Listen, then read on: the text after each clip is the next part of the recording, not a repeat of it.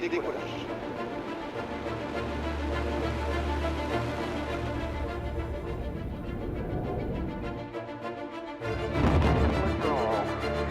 Beautiful valley. Really amazing.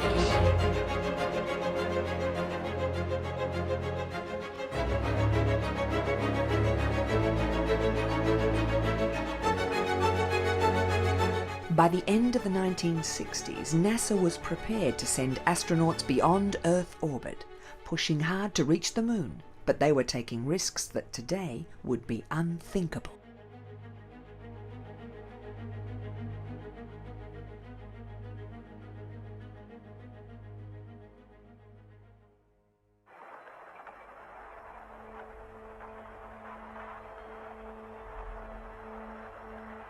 In October 1968, a Saturn V began inching its way to Cape Kennedy's Launch Complex 39, Pad A. There had been 2 previous Saturn V launches, but this one, Apollo 8, would be the first to carry a crew. Originally intended as a manned test of the lunar module in Earth orbit, flight objectives were radically readjusted when a lunar module could not be ready in time. The flight crew was changed too. Jim Lovell was the command module pilot, and though there was no lunar module, Bill Anders was the designated lunar module pilot. Frank Borman would command the revamped mission. The original Apollo 8 astronauts were moved to Apollo 9. They would be the first men to leave Earth orbit and fly around the moon, and these astronauts had had very little time to retrain for this new mission. 15, 14, 13, 12, 11, 10, 9. We have ignition sequence start. The engines are on. 4, 3, 2, 1, 0. We have commit. We have liftoff. Liftoff at 7:51 a.m. Eastern Standard Time.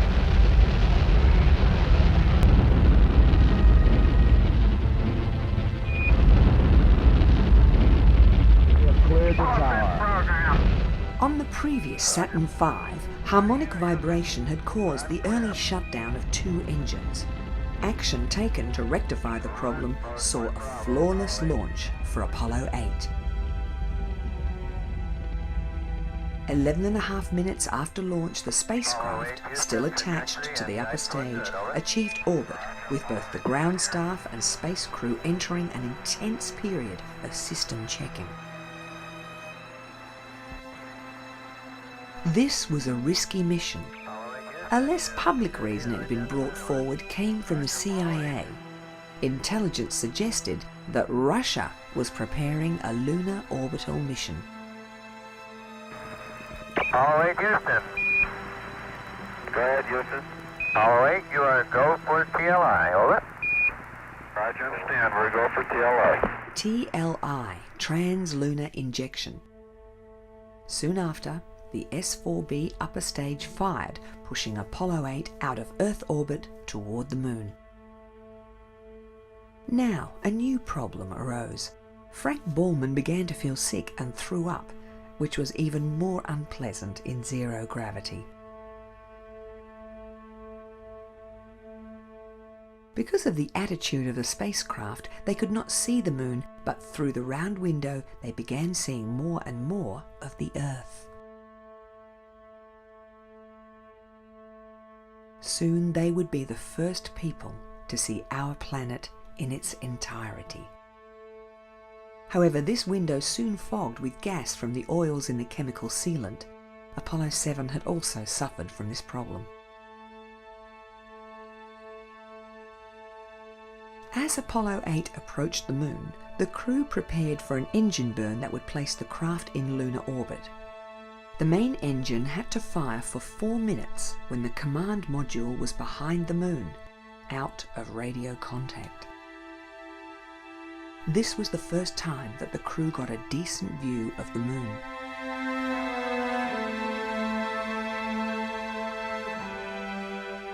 William Anders prepared to photograph the lunar surface. An important part of the mission was to document areas such as the Sea of Tranquility in preparation for future lunar landings. Then on the fourth orbit, they saw something astounding. Oh my God, look at that picture over there. There's the Earth coming up. Wow, is that pretty? After this mission, it was often said that they went to the moon and discovered the Earth. You got a color film, Jim? Hand me a roll of color, quick. Oh man, that's great. Where is it? Quick. After 10 orbits of the moon, Apollo 8 fired its main engine and began its return to Earth. Just grab me a color. A color exterior. Here. During its cruise back, Bill Anders captured more pictures of the Earth. The Apollo 8 astronauts returned as heroes. Their flight around the moon had put NASA's space effort back on the front pages. But it was the end of 1968, and there was only 1 year left to reach the moon within President Kennedy's deadline. Just 2 months later, Russell Schweickart, Dave Scott, and Commander Jim McDivitt were preparing for the next Apollo mission. Apollo 9 would be the first test of the complete Apollo system. Till now, the lunar module had made only one flight when it was tested without a crew. This would be the first time 2 spacecraft had been launched together. And, like all Apollo missions, it would be far more complex than the mission that had preceded it.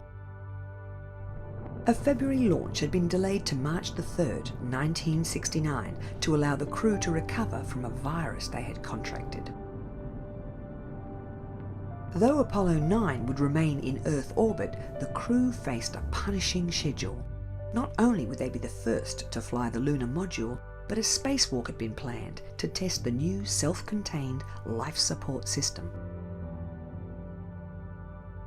After reaching orbit, the command and service modules separated from the S-4B upper stage that carried the lunar module.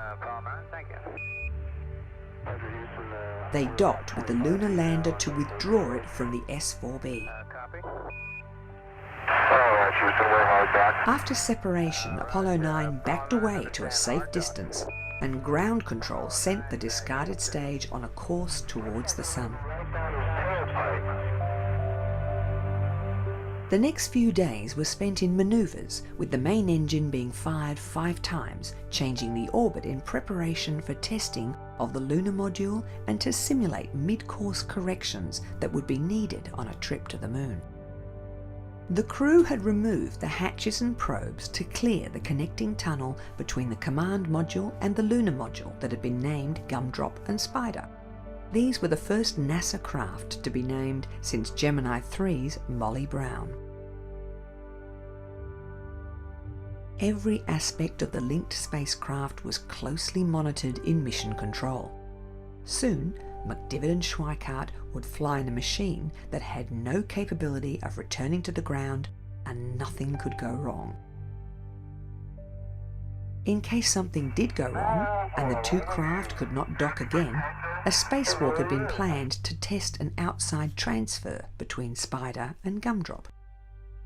This was the Apollo program's first spacewalk, and Rusty Schweickart was only connected by a nylon tether. All his oxygen and electrical power came from the portable life support system he wore on his back.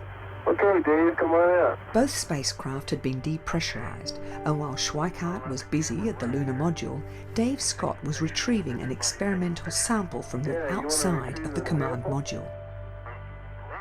This spacewalk was cut short because Schweickart was suffering from space sickness. Okay, we're nice and stable with respect to you. The next day, Spider and Gumdrop separated for the first time. It's a nice looking machine. So is yours. Using its descent engine, Spider, the lunar module, withdrew to a distance of around 150 kilometers. The next time Dave Scott in the command module saw the lunar module, it had jettisoned its lower descent stage.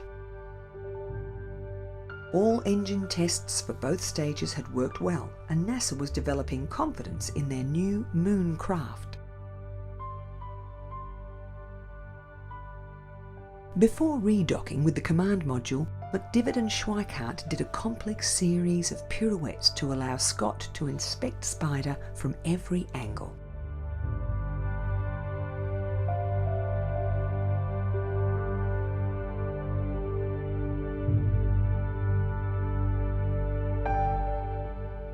When the three astronauts were reunited, the lunar module was jettisoned, eventually to burn up in the Earth's atmosphere. They spent several more days in orbit photographing the Earth before splashing down in the Atlantic. NASA had just 9 more months to meet President Kennedy's end-of-the-decade deadline for putting a man on the moon, but there was one more step before they made the first attempt to land. All stages pressurized. Apollo 10 would take a lunar module to the moon and descend toward the lunar surface, but it would not land.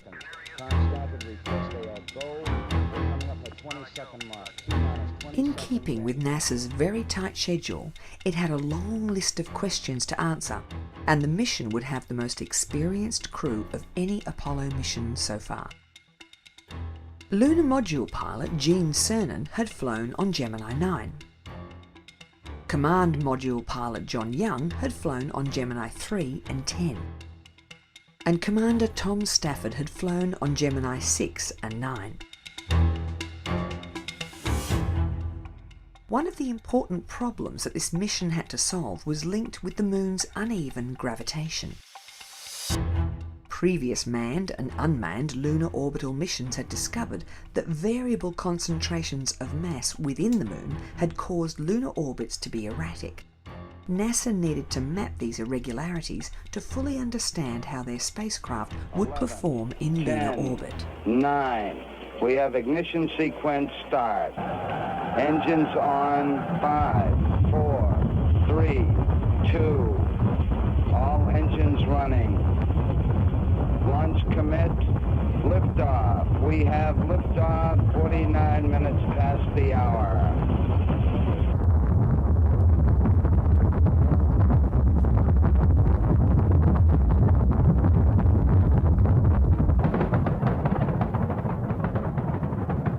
Apollo 10 would be a complete rehearsal for the first lunar landing. It would be the second Apollo craft to leave Earth orbit. Docking with and extraction of the lunar module, which had been the major focus of previous missions, was becoming commonplace. It's looking real stable to us. We show you closing finally. Roger. Ground snap and we're there. Got 2 grays. Roger. Apollo 10 was the first spacecraft to make colour television transmissions, and they pulled in audiences of around 1 billion. Do whatever he says. As in the previous mission, Apollo 10 had 2 spacecraft each needing a different call sign. The astronauts had elected to call the mothership Charlie Brown and the lunar module Snoopy after the popular Peanuts cartoon strip of the time.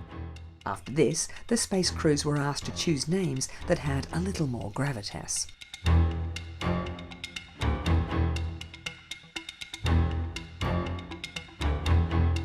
When they disappeared behind the moon, they fired the main engine for 6 minutes, which the astronauts described as being interminable. The craft went into lunar orbit as planned, and 6 hours later, Stafford and Cernan entered Snoopy to prepare it for descent toward the lunar surface. It was teeming with weightless flakes of mylar insulation that had come loose when the connecting tunnel had pressurized. This caused itching for the rest of the flight. But there were more problems. Charlie Brown, Houston, we're concerned about this yaw bias in the limb and apparent slippage of the docking ring. We'd like you to disable. The lunar module was more than 3 degrees out of alignment with the command module, and air pressure in the tunnel between the 2 craft could not be released. Houston was worried that undocking now could damage the latches that held them together. Engineers on the ground decided that anything less than 6 degrees was not a problem, and Snoopy was given the all clear to undock.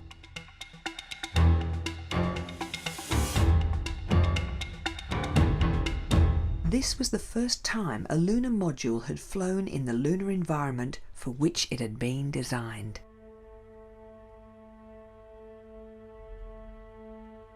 Mission planners were concerned that Stafford and Cernan might try to seize the opportunity to make an unauthorized landing, so Snoopy had been short-fueled. If they did land, they could not get back. For the next 8 hours, John Young would be alone in Charlie Brown. Houston, Charlie Brown, how do you read on Highgate, over? Charlie Brown, Houston, over. Roger, read your line clear. Snoopy was go for DOI. Roger, great, sounds great, we copy. Snoopy dropped lower and lower, passing directly over the proposed landing site for the next Apollo mission and travelling more than 500 kilometres from the mothership.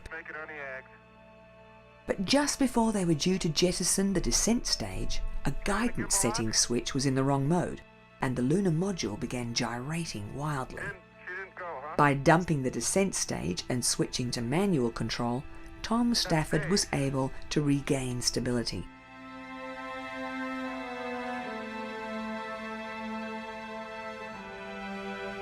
Charlie, how was the stage? Good, huh? Wait till that thing blinks. Charlie Brown, Houston, they got staging. They had a wild gyration, though, but they got it under control, over.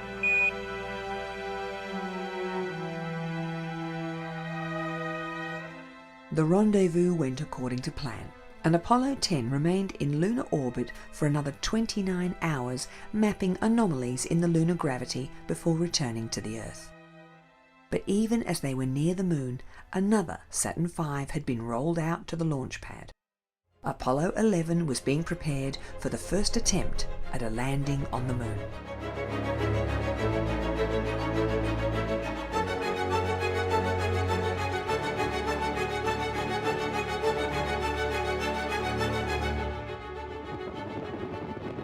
Europe begins testing a new concept re-entry vehicle.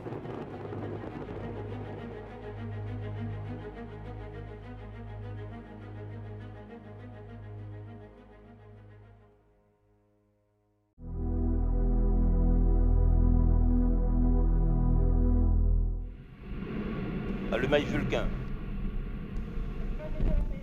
Allumage des EAP. ESA, the European Space Agency, launches light, medium and heavy lift rockets from its facility in French Guiana, but it has no ability to bring vehicles back through the Earth's atmosphere for a safe landing. The Intermediate Experimental Vehicle, or IXV, is being developed so that ESA can master the techniques of controlled re-entry from low Earth orbit. The IXV uses the lifting body concept in combination with ceramic and carbon fibre thermal protection. Though this is a more complex technique than the common ablative heat shield made of plastic resin that dissipates heat as it vaporizes, ESA wants to test a vehicle that offers greater control for more accuracy in landing. The concept vehicle will function autonomously. It is equipped with thrusters to maintain the correct attitude before it reaches the Earth's atmosphere. As it descends to 120 kilometres, the IXV encounters the upper levels of the atmosphere. At this point, it is travelling at a speed approaching 27,000 kilometres per hour. Two flat actuators keep the craft correctly aligned during this part of the re-entry. There are unanswered questions about this part of the journey where the oxygen and nitrogen molecules in the air become a high-temperature plasma that does not obey the usual rules of aerodynamics.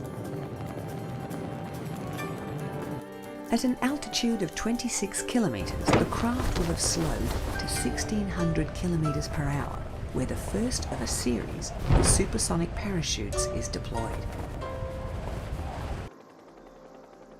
Though this technology is well understood, ESA still had to perform drop tests in the Mediterranean of a dummy IXV to see how their craft would behave.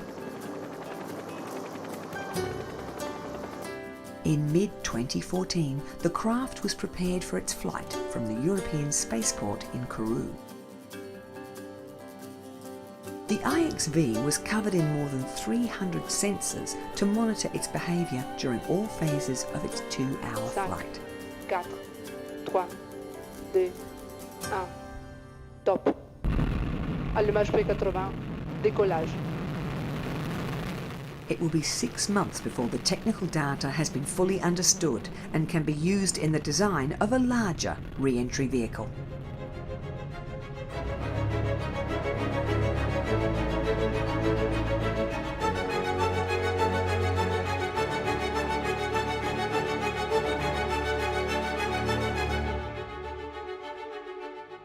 What do you do when 2 brand new satellites go missing?